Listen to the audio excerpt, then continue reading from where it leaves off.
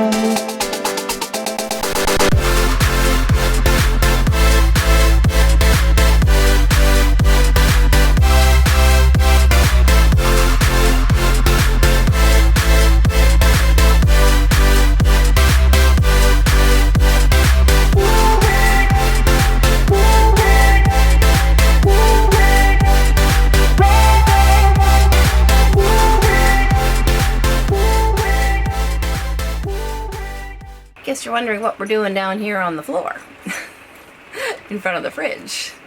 We want to talk today about what happened to our gray tank at the end of the summer. We had power and water. We did not have sewer.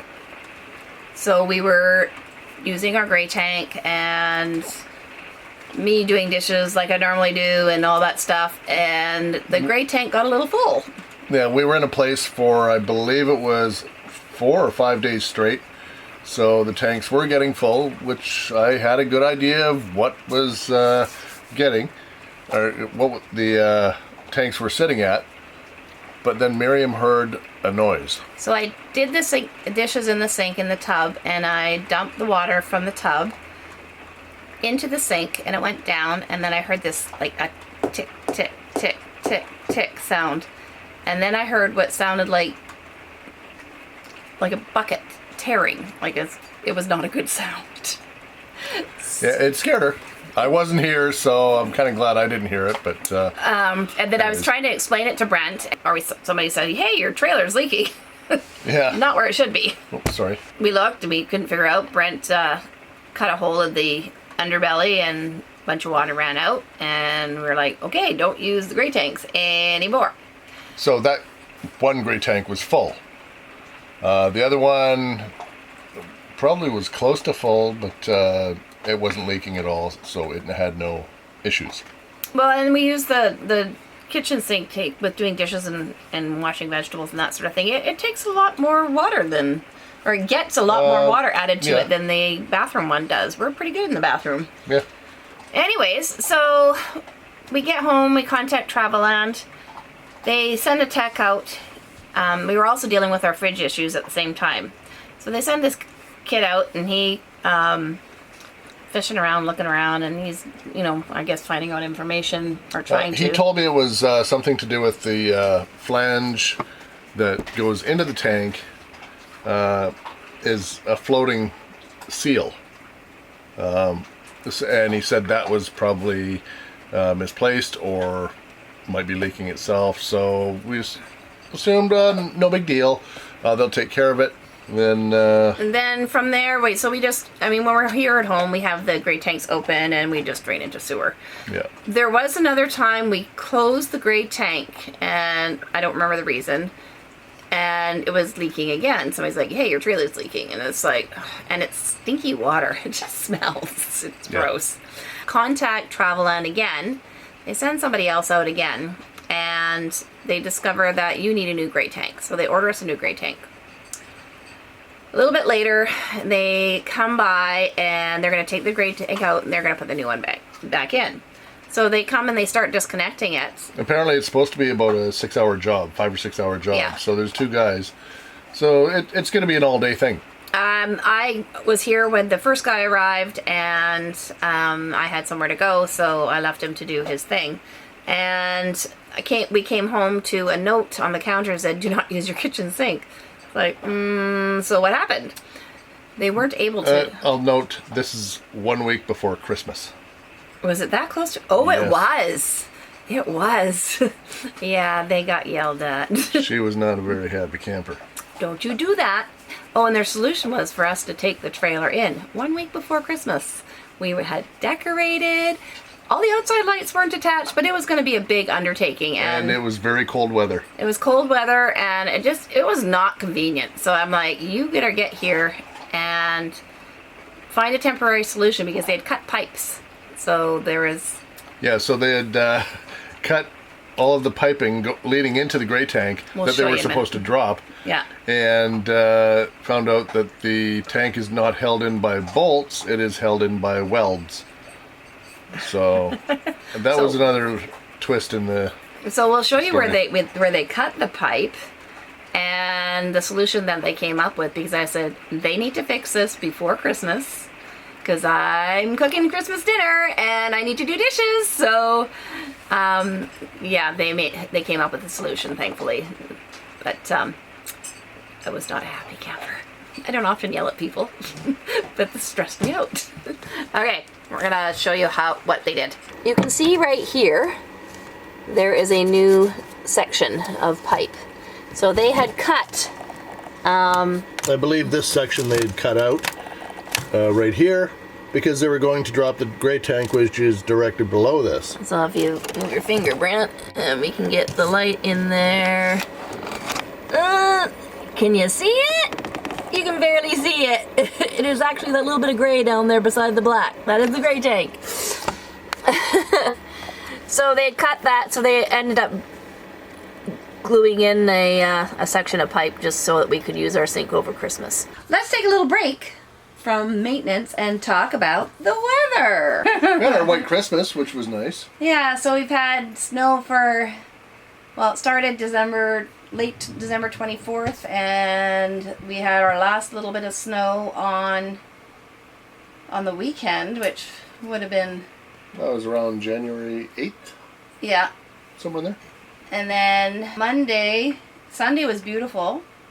And then Monday we basically had the snow up until yesterday, January 10th.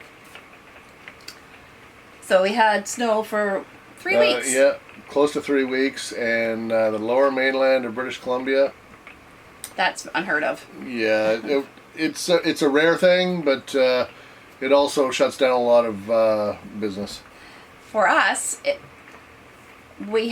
was quite a bit of snow. Like, it snowed several times, and it stuck around, and we ended up with a fair bit. And the last little bit, with the cold temperatures where the cars were driving, those tracks were so slippery. So when I was walking around in the park with the dogs, it was like scary, very scary. I was in constant fear that I was going to fall. Yeah, it was actually pretty treacherous. There was a lot of people that... some of our neighbors are a little elderly, and they have animals that they just couldn't walk. Yeah, they had to get their neighbors to help them out, people who are a little more able-bodied. There was times I was like on the ice and I'm like, ah! And Wrigley would stop and look at me and I'm like, it's okay, Wrigley, I got this. So it was a little bit scary. Bailey didn't seem to notice what was going on. Mm-hmm. I don't think Bailey knows a lot of things.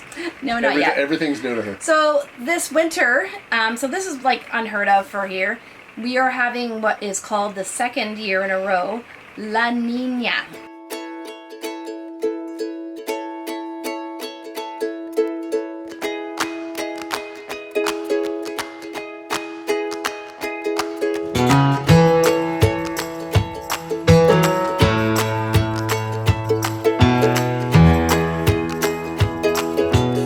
So that's wetter than normal, and the temperatures are a little below average. Slightly below average. The last couple of weeks, it was a lot below average. Yeah, well, it's the Arctic outflows that. So today it was it was super warm. It was over 10 degrees, and I put my big winter coat on, took the dogs for a walk. Came back, went, wow, I don't need that coat anymore, and I went to work in this sweater and kind of thought to myself, why was I wearing wearing that sweater? It's way too Just hot. forced a habit for the last couple of weeks. Anyways. Yeah, I wanted to be warm, but I kind of overshot it today because the weather, it changed just like that. Yesterday morning there was frost on the vehicles. I had to scrape the windows yesterday. And today it was like so warm. Very warm today. Yeah. And now, I don't know if you could hear it, but the rain is coming in strong. So we've got another atmospheric river. It's not as bad as the one we had before. So there is going to be some localized flooding, mostly because the snow is melting. So that's adding moisture to it. And then we're having the rain come in. The wet rain. The wet rain. Yes, the rain is wet. Yeah, so that's kind of what's going on around here. And I'm happy to see the rain, though. I'm so done with the snow and you the don't ice. have to shovel the rain. I'm so done with the snow and ice. It's really scary. I thought I was going to fall on so many. I dreaded taking the dogs out for a walk because I thought I was just going to die. Figuratively, not literally. What's going on with our tire? Well, after our trip to the Yukon, which was just over 2,800 miles round trip, our last stop was Sunshine Valley. Yeah. Just east of Hope, about 15 minutes east of Hope, BC. And everything was fine with the tires. I checked the pressure, checked the lug nuts, checked the tread wear, checked everything daily when we're doing a longer trip like that. When we got home, I checked the tread again and noticed that the rear right tire had a bald patch, like a bald wear spot. So I contacted Traveland, and they took it in a little while later, took a bunch of measurements and some pictures, sent it off to Lippert, and now we're actually taking it back into the shop, and they're going to fix it. Not sure what the issue was or is, but I'll try and get some information for you and let you know what was going on with that. So that was a minor issue, but it could have turned into a larger issue. Absolutely. In a couple of weeks, it's going into Traveland, and then we will report back to you probably a couple of weeks after that. So in a few weeks, we will. And hopefully, we'll have a little bit of footage of getting it into the shop. I don't know how strict they are about having cameras in their. Well, it's a work safe. It's a work safe thing. They keep telling us that we can't go in the shop. So they tell us. So, but when we got the springs done at the end of the day, the guy was like, "Oh, come on in." So. Yeah, after all the work was done, he said, "Yeah, come on in. You want the old springs? These are the bolts that I used." So, everything was good there. That's all we wanted to talk about this week. Give us a thumbs up if you like what you see. Don't forget to subscribe. And ring that bell for notifications. Bye for now. Bye-bye for now.